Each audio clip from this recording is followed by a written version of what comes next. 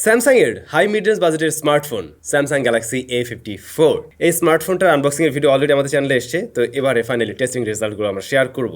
High mid range, হ্যাঁ এই smartphone মোটামুটি হাই মিড রেঞ্জের আপনারা বলতে পারেন এবং যথেষ্ট জনপ্রিয় বটে। আর সেই সাথে এবারের ডিজাইনে তো নতুনত্ব আসছে। প্রত্যেকটা ক্যামেরা রিংগুলো আমরা দেখছি সেপারেট, যার ফলে দেখতেও সুন্দর লাগছে। রিয়ার প্যানেলটা একদমই ফ্ল্যাট, এর বডি ফ্রেমটা একটু রাউন্ড টাইপের, বাট রিয়ার প্যানেলটা ফ্ল্যাট হওয়াতে ওই হাতে স্কোয়ার টাইপের একটা ফিল আপনি হালকা পাতলা পাবেন। অবশ্য আমরা ডিজাইন নিয়ে মনে হয় না খুব বেশি আলোচনা করবো, সরাসরি আমরা ডিসপ্লে সেকশনে যাই এবং টেস্টিং রেজাল্টগুলো শেয়ার করব। তার আগে জানাই এই স্মার্টফোনটা আপনারা কোথায় পাবেন। এটা আপনারা পেয়ে যাবেন কিন্তু SMS গ্যাজেটে। যারা আমাদের কাছে রিভিউ করার জন্য এই ডিভাইসটি পাঠিয়েছিল তাদের শপ রয়েছে বসুন্ধরা সিটি লেভেল 5 এ। ডেসক্রিপশনে যাবতীয় ইনফরমেশন দেওয়া থাকবে এবং এই স্মার্টফোনের কারেন্ট প্রাইসও মেনশন করা আছে, একটু দেখে নেবেন।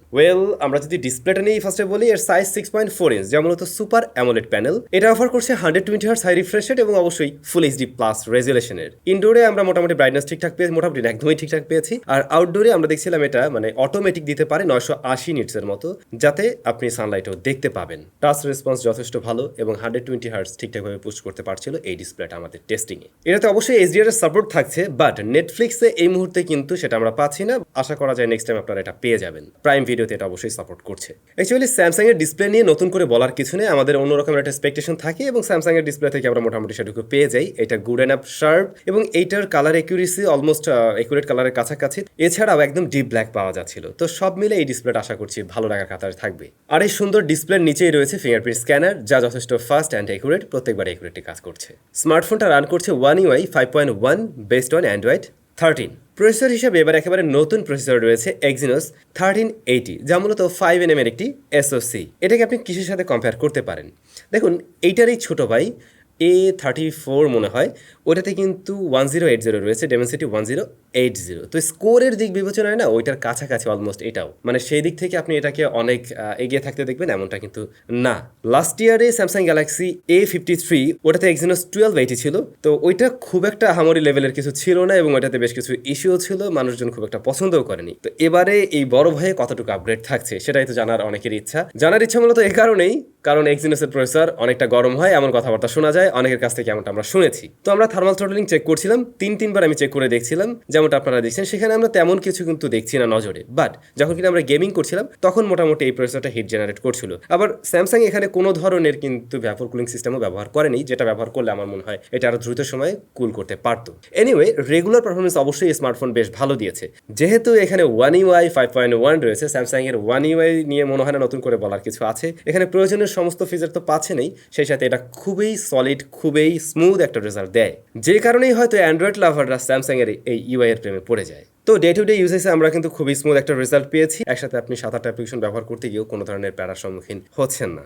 গেমিং টেস্টের জন্য আমরা এই স্মার্টফোনে কিন্তু বেশ কয়েকটা ভারী গেম রান করছিলাম, যেমন PUBG দিয়ে ট্রাই করা হয়েছিল, যেখানে আমরা সর্বোচ্চ দেখছি HD high frame rate support করছে, যেটা আসলে মানাটা একটু কষ্টকর হয়ে যাবে। এবং এরকম সেটিংসে আমরা দেখছিলাম 30 FPS মোটামুটি ঠিকঠাকভাবে ধরে রাখতে পারছে, বাট একটু দীর্ঘ সময় গেম প্লেতে লাইক সেটা হতে পারে 35 to 40 মিনিট গেমিংয়ে এই ফোনটা একটা ভালো রকমেরই হিট জেনারেট করছিল, 40 ডিগ্রি প্লাস হয়ে যাচ্ছিল, যেটা আমার কাছে একটু ওভারই মনে হয়েছে আর কি। এরপরে জেনশন ইম্প্যাক্ট গেমটাও আমরা এখানে খেলছিলাম, যেখানে মিডিয়াম গ্রাফিক্সে 30 FPS ধরে রাখতে পারছিল এবং এখানে ফোনটা আরেকটু বেশি হিট জেনারেট করছিল। আধা ঘন্টা গেম প্লেতে এটা 42 ডিগ্রি প্লাস হয়ে যাচ্ছিল। তবে কল অফ ডিউটি মোবাইল এবং অ্যাসপালস 9 এই গেমগুলো কিন্তু মোটামুটি এবার বেশ ভালো চলেছে স্মার্টফোনে। এখানে আমরা গ্রাফিক্সটা বেশ ভালোই পেয়েছি, সেই সাথে স্মুথ একটা রেজাল্ট দিয়েছিল এই স্মার্টফোন। বাট অবশ্যই যখন কিনা আপনি 45K দিয়ে একটা স্মার্টফোন কিনবেন, সাধারণত হয় কি এরকম বাজেটে মানুষজন গেম খেলার জন্যই কিনবে এমন না, বাট অনেকেই চায় যে আমি যেহেতু এইরকম বাজেটে একটা ফোন কিনবো, একটু পারফরমেন্সটা আরো বেটার হোক। দেখুন, রেগুলার পারফরমেন্স এটা ঠিক আছে, বাট গেমিংয়ের ক্ষেত্রে আমার মনে হয় এর থেকে আমরা আরেকটু বেটার কিছু আশা করতেই পারতাম, বা আরেকটু বেটার কোনো চিপ দিয়ে আসতে পারতো।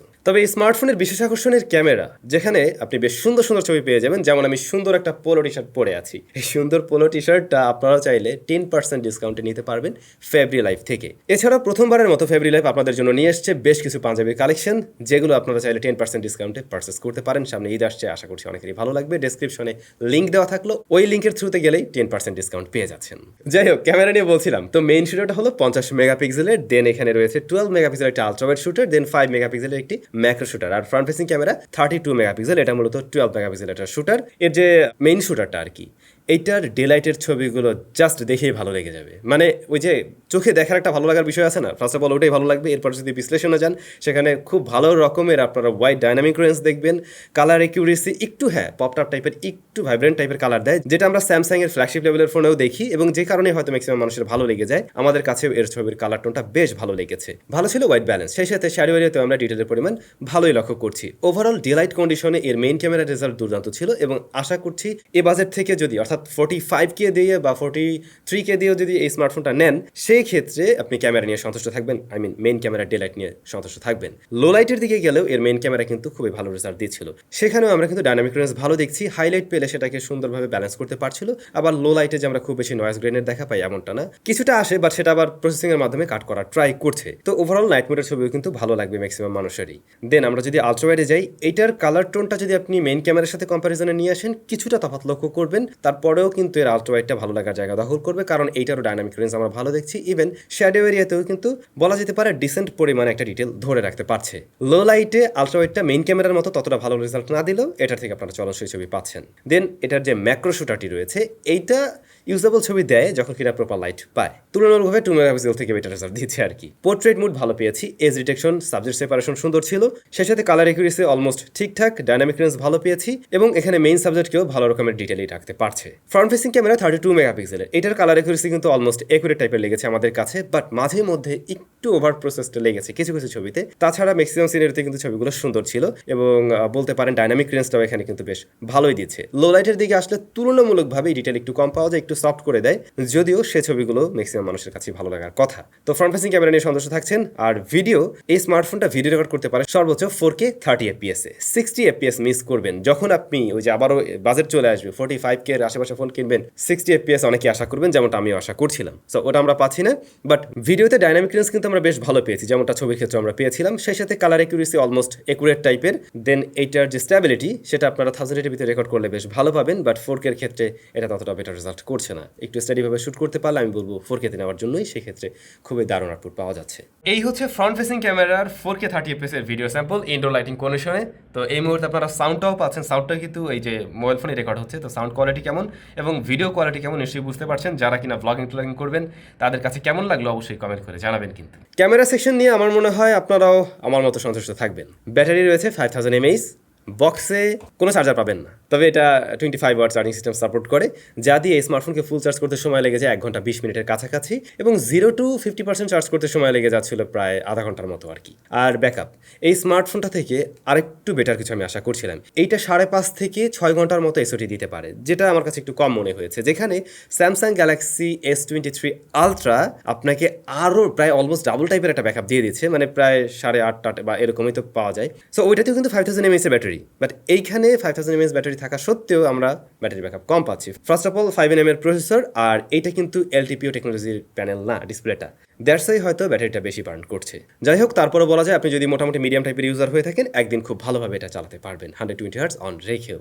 ভালো ছিল এই স্মার্টফোনের হ্যাপটিক ফিডব্যাক, যেটা আমার কাছে একদম ফ্ল্যাগশিপ গ্রেডেরই মনে হয়েছে। অলমোস্ট সেরকম টাইপের একটা ফিল পাবেন। এখানে X লিনিয়ার মোটর ব্যবহার করছে স্যামসাং, যা এ সিরিজের ফোনে ফর দ্য ফার্স্ট আমরা দেখছি।